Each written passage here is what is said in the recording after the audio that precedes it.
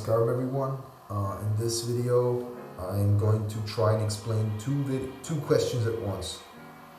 So hitting two flies with one stone.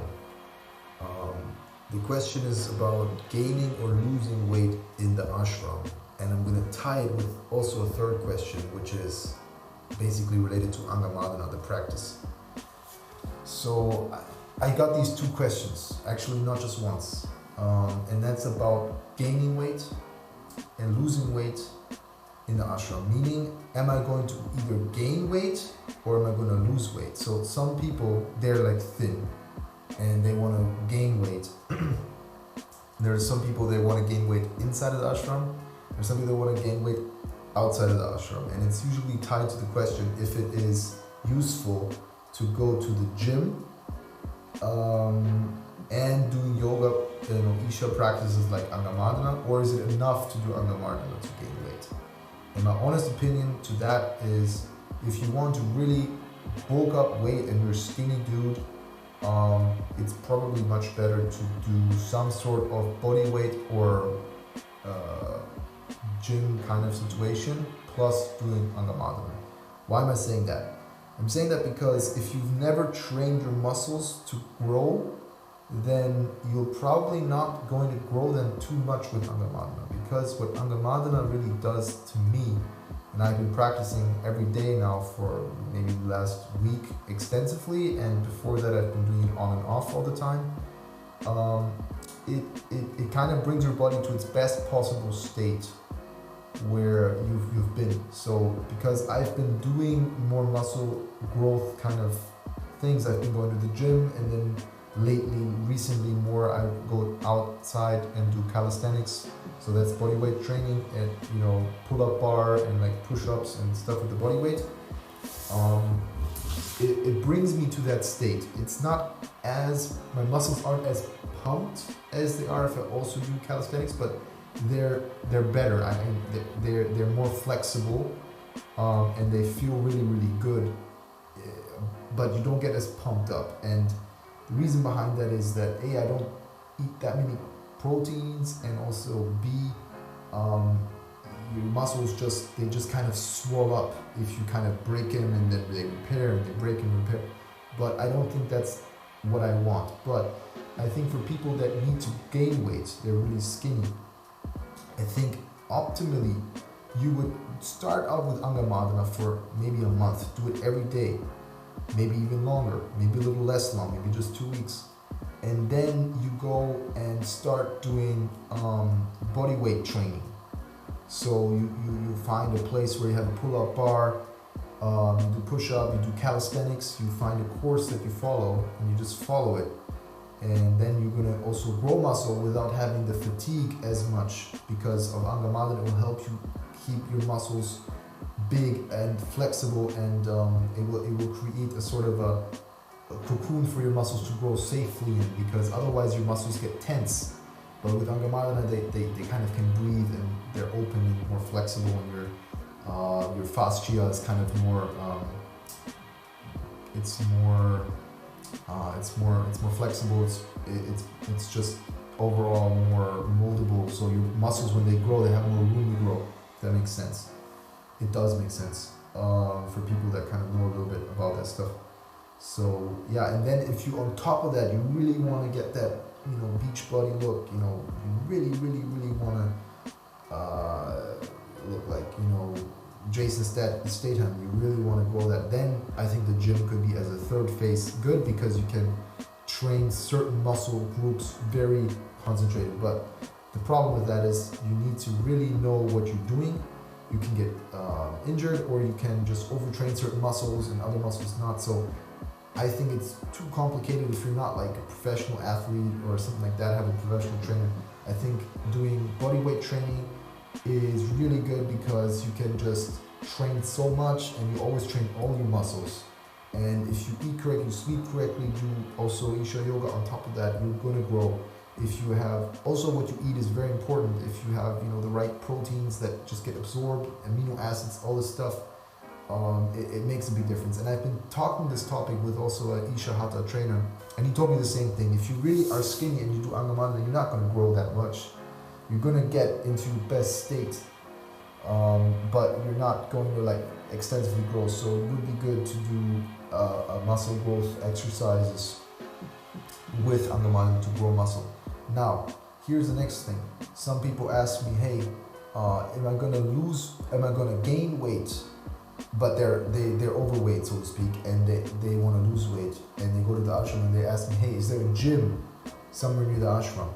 And I tell them, no, man, there's no gym, and you don't need a gym. Because if you're at the ashram, you're gonna walk so much, you're gonna naturally lose so much weight. You're gonna be standing around volunteering in the temple, just standing and doing this all the time. It's gonna make a big difference because most people just sit around all the time. That's why they gain weight.